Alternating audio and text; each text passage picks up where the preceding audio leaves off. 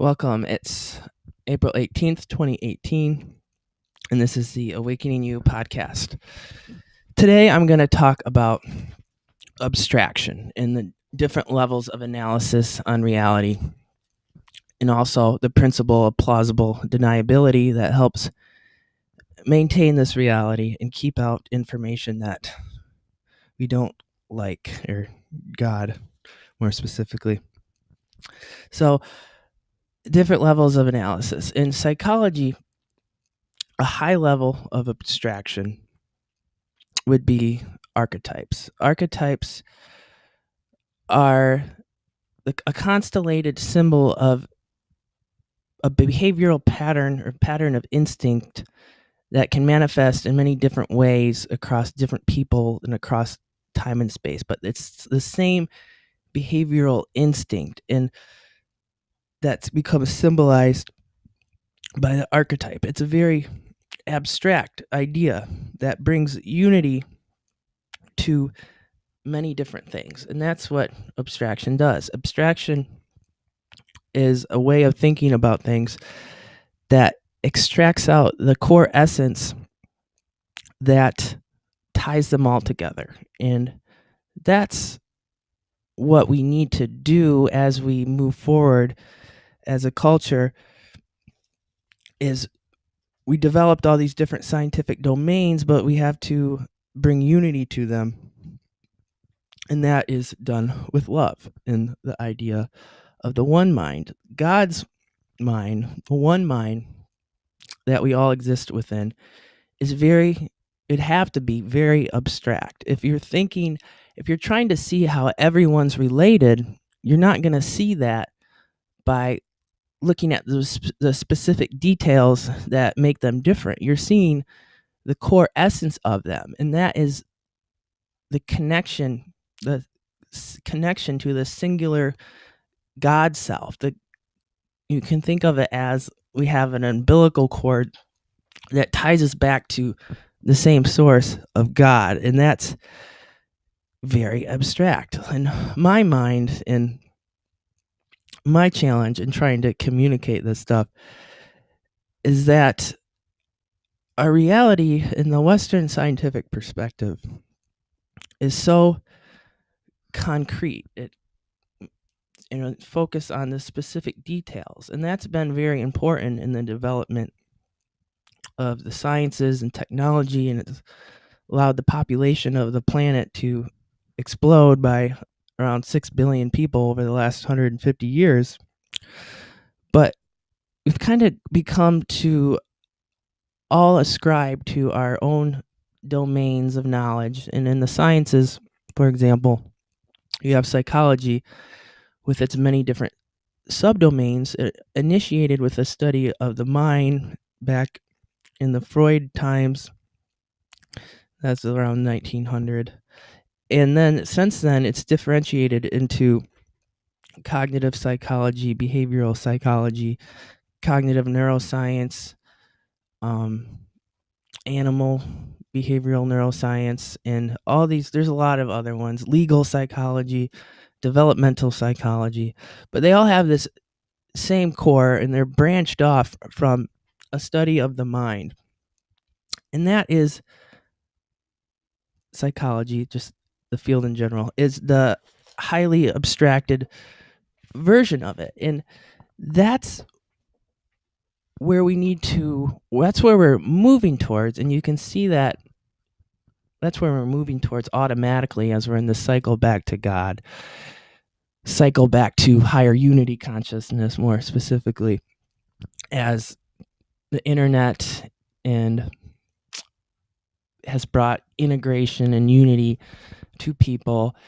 And in the sciences, we're realizing how important it is to have a holistic view on things, and the real knowledge that's going to be able to propel society forward is going to come from the integration of all the different specific fields. And that's what we're recognizing, the holistic perspective.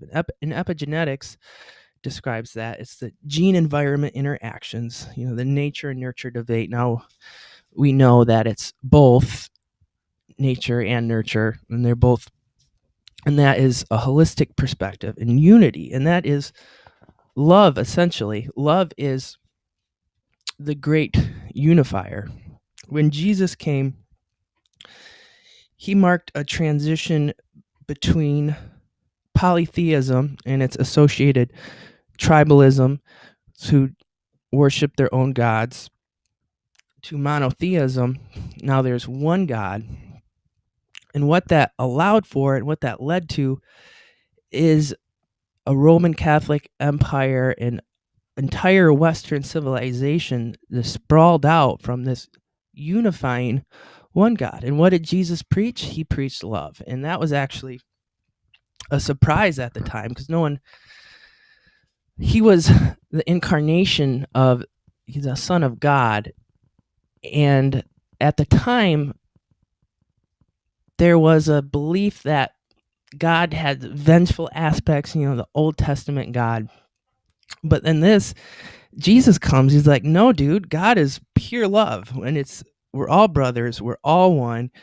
And if you want to know God, I'm acting God out God, and God is happy, loving, and cares for everyone.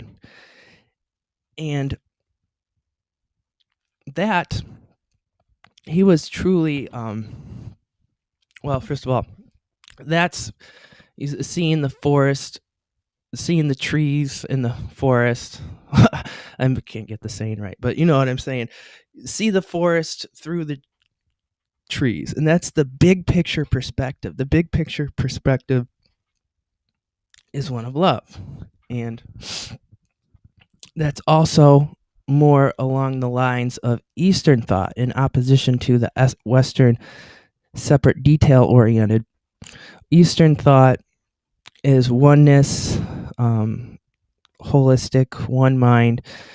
In those sayings, there Confucius say, there's some broad general truths that apply to many situations, and that's related to the Tai Ching, which is also fortune cookies. When you get a fortune cookie, it might say, well, you're gonna meet a friend, and that's gonna bring good fortune. And then a couple weeks later, you meet that friend, and they bring good fortune. You're like, oh, the fortune cookie was right. Well, that's because it's just getting at this idea of more abstraction, and that there's general truths that tie things together. And that's where,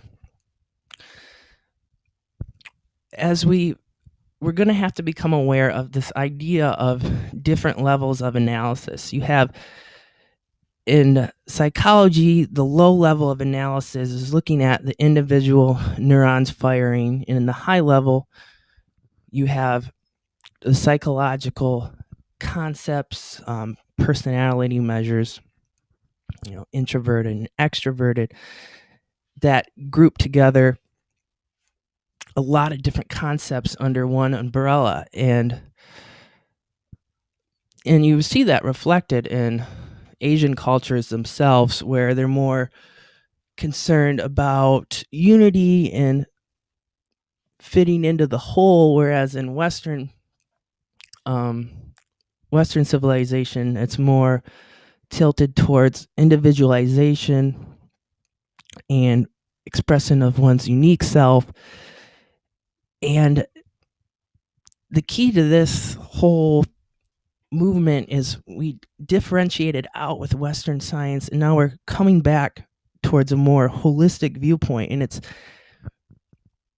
truthfully, we need to recognize both and know when to apply a more abstract level of analysis, because when we're bringing together different cultures in different nations as we move towards globalization, it's going to be key to find that common ground where we're not specific, because in statistics they say you can prove anything with numbers, and you can prove any viewpoint, and that's how it is. And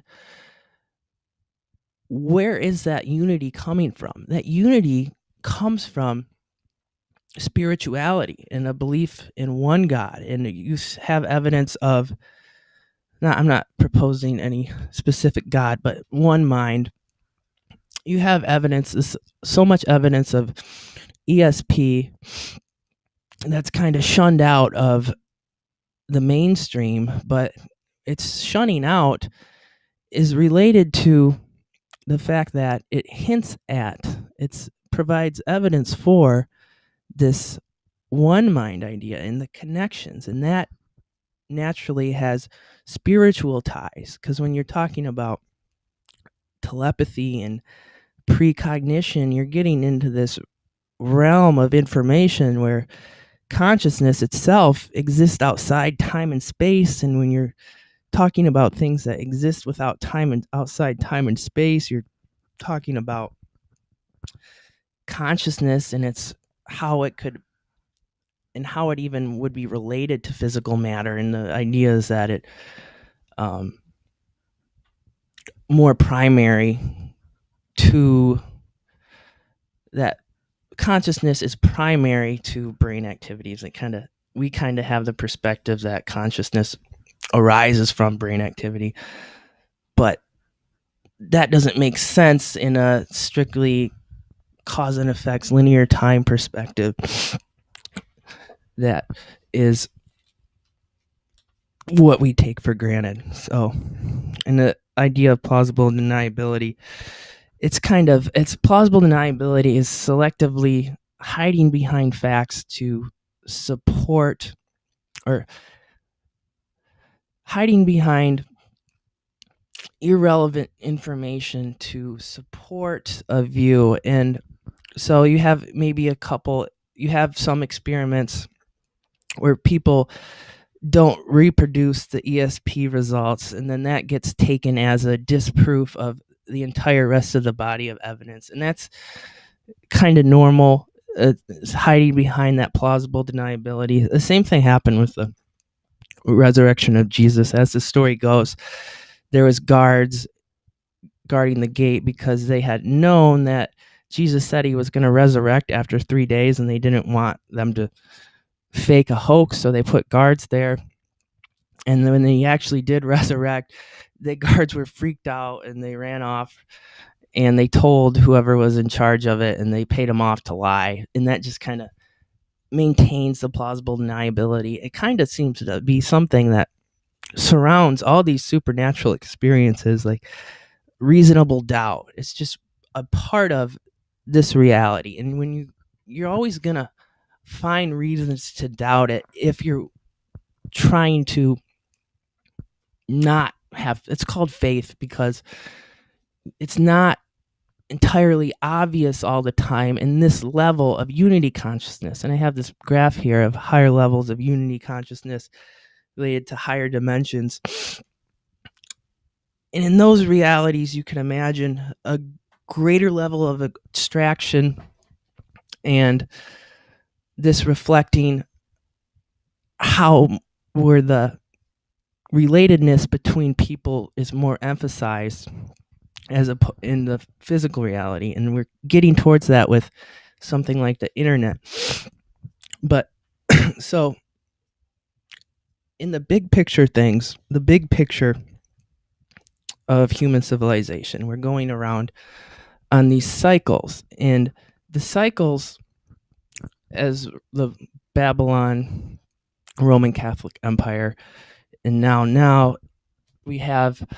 there's a motif. I've talked about this in the previous podcast, about feminism kind of coinciding, the rise of feminism with these collapses in society. And what that intimates at is a pattern of development in this spiral up way. And this is controlled by archetypes. Reflect that archetypes move us around through in an instinctual way, progress us in a spiral up. It's an automatic process, and you can consider that automatic process as the mind of God ensuring our return to God, ensuring our salvation, and that we don't get to not return to God. And the idea is that we have our paradigm that is enveloped by in the totality of the universe and the multiple dimensions that there likely are, multiple dimensions of different states characterized by their different states of consciousness. And we apparently evolve through those. And what recognizing that from a higher level of abstraction, seeing those patterns that play out over time, that brings a sense of meaning and connection to the universe. And the circle in psychoanalytics, the circle or the mandala is something that commonly comes up in the dreams in the process of therapy where someone is becoming integrated, becoming whole over time, because the circle, it's a symbol of wholeness and integration. And what I've talked about, I'll talk about this more, and I have, but integration is essentially integrating what has been unconscious to you before. And those unconscious aspects of you and the unconscious aspects of society,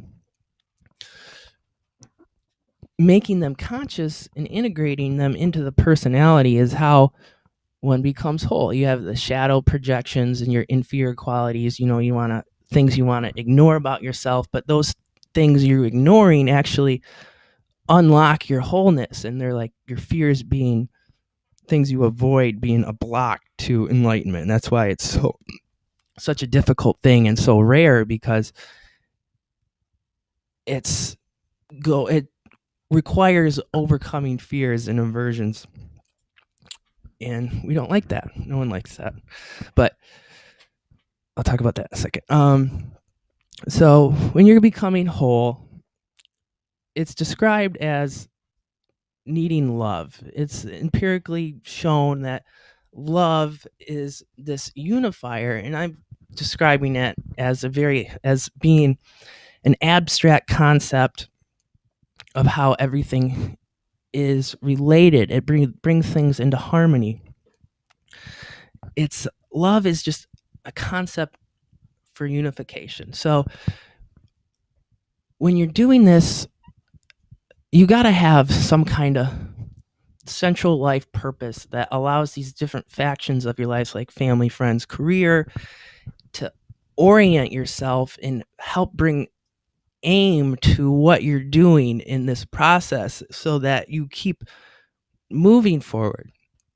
And in doing that, defining a purpose, you got to get the level of analysis correct. And what your purpose is going to be dependent upon what you think life is. If your a common central life purpose might be to improve society in your own unique way and leave a positive impact on others. But why? What are you leaving a positive impact for? What's the impact you want to leave? And if you want in bringing in ideas of reincarnation and karmic cycles, you can imagine the world you leave behind when you die is going to be the world you come back into when you're reborn. And in that perspective, when you're trying to provide meaning to your life, and a lot of the problems we have in society is that it seems meaningless because it all seems so separated, and we're not seeing our connection, how we're connected abstractly through love. And when you see how your unity towards other people and spreading love is like it's reflected, like the culture you're in is a baseline that you're starting in, and it's your starting point towards becoming whole and fulfilled. If you're born into a crappy world, it's going to be harder for you to reach happiness because you're going against the cultural norms. If the cultural norms are supporting separateness and evil and general bad things, then it's going to be way harder for you to break out of that and find happiness for yourself than if the culture you're born into was already one that supported unity and wholeness. So when you're thinking about how to make your life meaningful, that's one avenue of thought to pursue, and kind of what kicked this off for me. And the supernatural experience I had, it came from consciously. I had the desire to make as much of a positive impact on society as I could manage. And that seemed to be hitting on some underlying truth, because it manifested a conscious experience of God. And that's kind of been my guiding light in making sense of all this, that something was very right about it.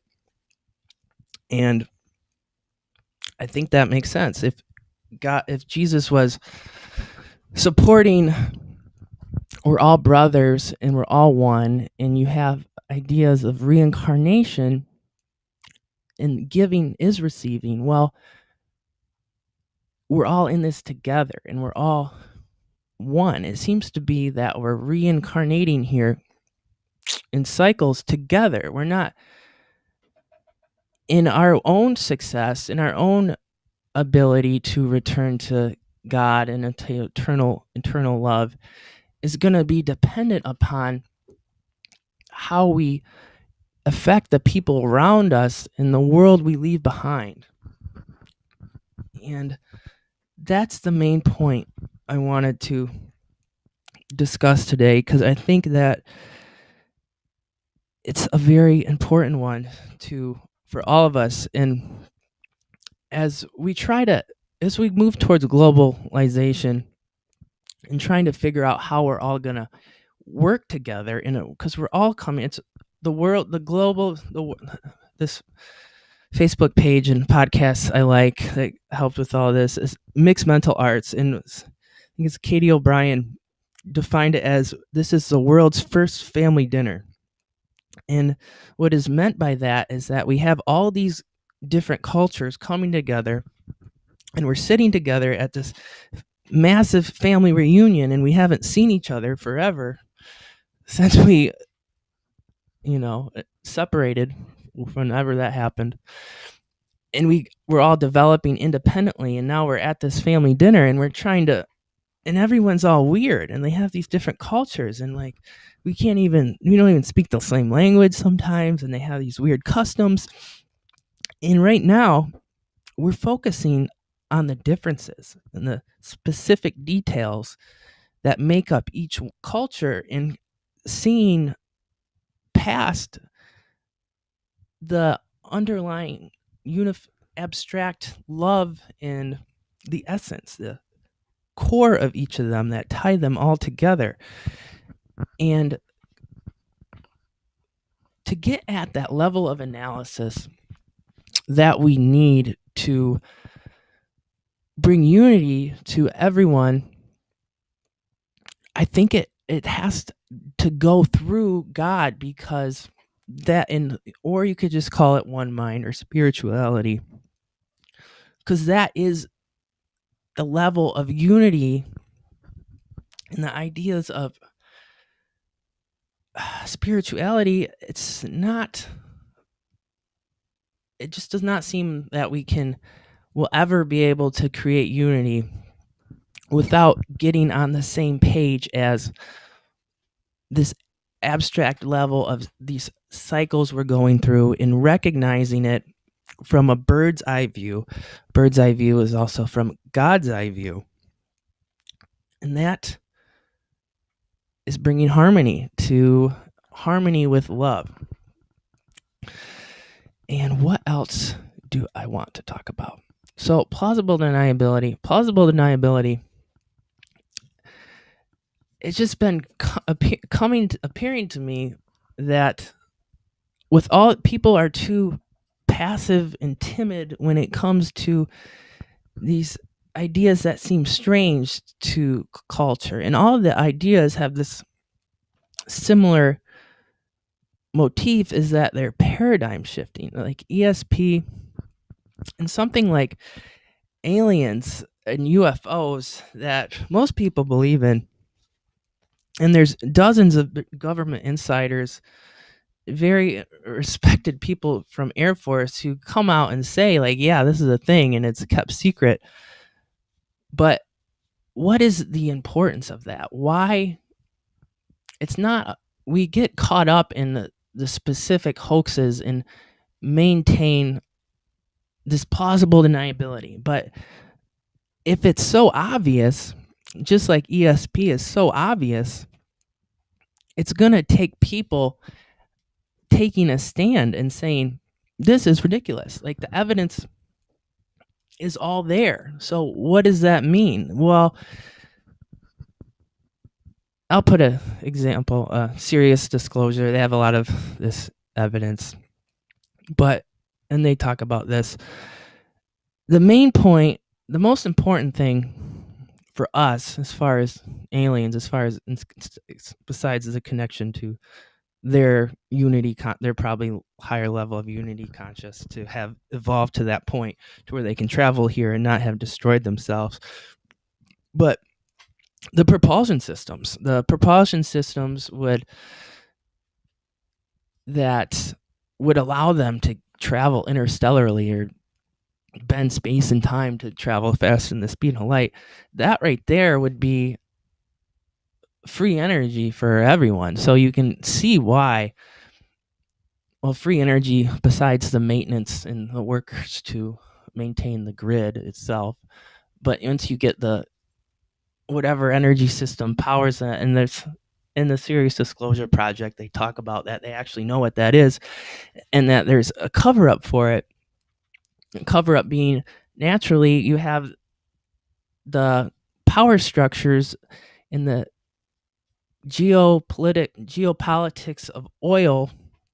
There's a lot riding on it. There's so much riding on it, because it just changes everything. We're kind of controlled by our demands for energy, because we need energy. Everything takes energy, all the electricity in your cars. And if you just say, here's this device that gives you free energy, that changes everything. So that's probably the motivation for the secrecy. It's not. And another interesting topic is, why don't the aliens just land here? Well, I don't think we're ready for that, because people would freak out, because we don't even have this. We're not spiritually developed enough. We're not. First, the government would probably try to galvanize nations together and try to use that to create a negative controlling force around the world, in terms of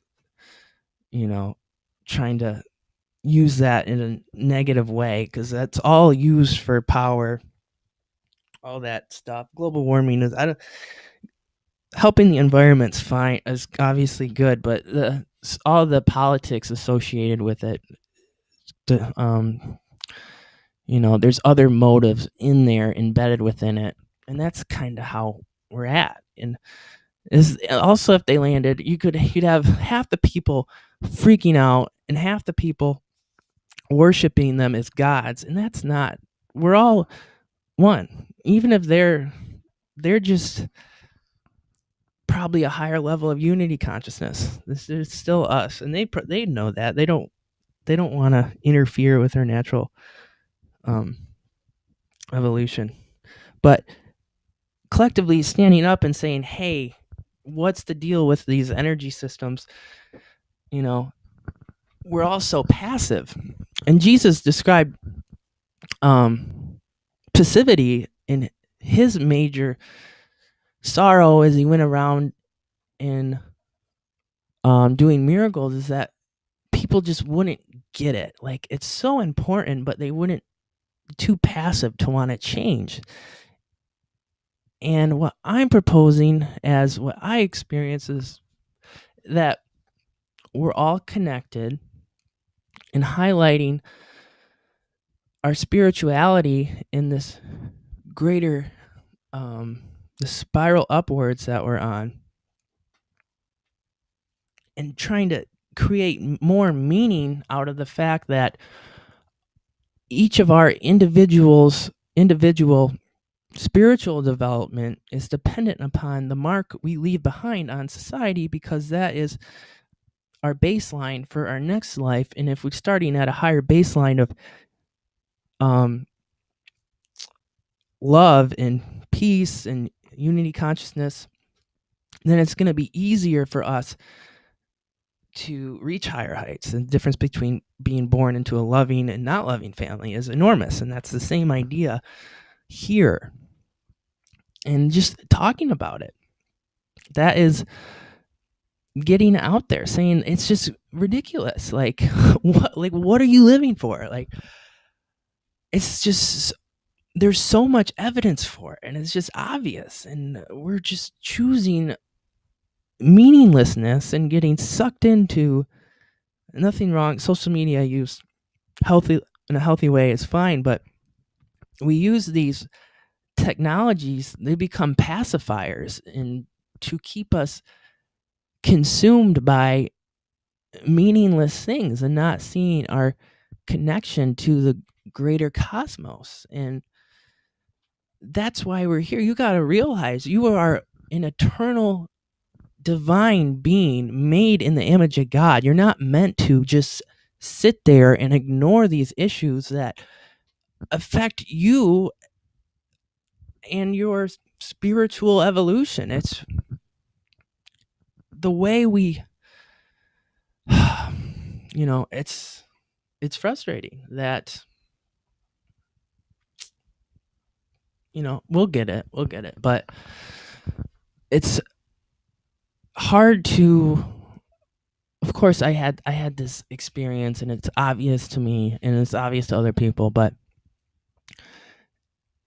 like, what are you living for? What's your purpose? And it's not to ignore that which is meaningful to your maintain a crazy irrational paradigm that's doomed to fail. And that's what you're choosing when you choose to ignore these ideas. You're choosing to give into fear for the sake of maintaining a meaningless, doomed to fail paradigm. And you can try the changes that we will, or I don't know when it'll happen, but we create when we start saying it's enough is enough and standing up to this. It's not the Illuminati, or it's not something that controls us. We control ourselves. It's not, once we decide to wake up to the absurdities, then there's nothing they can do. They're just a projection of our fears. If collectively we don't want to play into the stupid games and wake up to all the obvious evidence that suggests that we are spiritual beings, then that's over. They don't have any control. It's us to wake up. It's not Big Brother. That's probably a thing that operates, but it's not like we can't undo it. And once we decide to just stand up to it. So, closer to unity consciousness. I'll talk so the brain is effectively a goal-directed behavior machine, and how effectively you achieve goals is based upon how your ideas about reality match up to how it actually is. It's like you're getting feedback. Does the input you give get the predicted output? And that's where we're at as a society, because our conceptions on reality aren't matching up with how reality actually is. And that's because our level of analysis, level of abstraction isn't being applied, the level of analysis isn't being applied appropriately to a problem like bringing unity, because we can't ignore a spiritual essence in and find that unity, because that unity comes from love. And love is the unifier. So if we want to operate in harmony, then that's the route we need to go. Also, so what would a more unified society look like? Well, if you want to think of it in terms of us having a shared truth and shared beliefs that accurately reflect society, then we could have common goals that we all can buy into, and having those common goals depends upon having a proper level of abstraction that we can agree upon, and we finding the essence, and there'd be no limit. If love is a great unifier, you can think of it as energy waves, and in sync waves amplify each other, and out of sync waves cancel each other out. And that's kind of how it seems to be.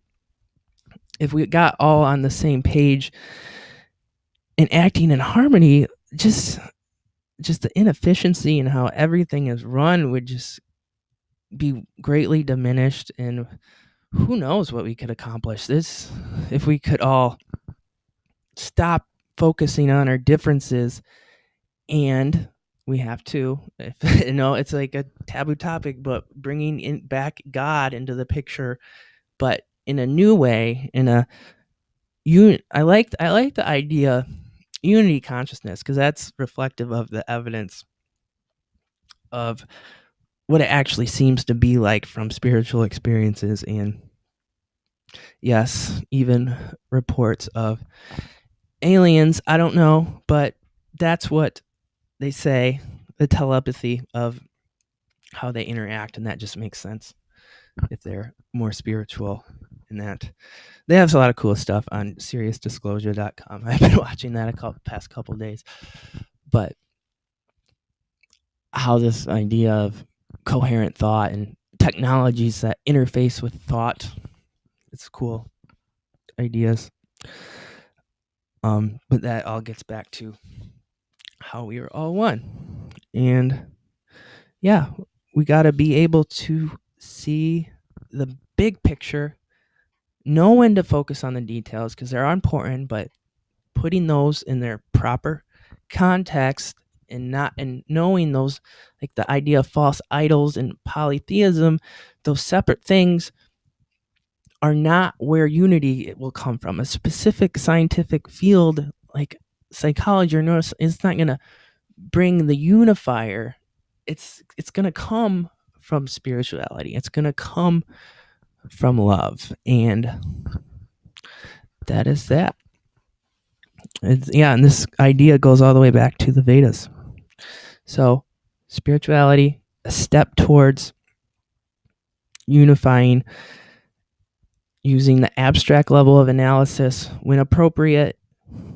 And yeah, my crazy abstract mind is trying to communicate these ideas. So yeah, peace.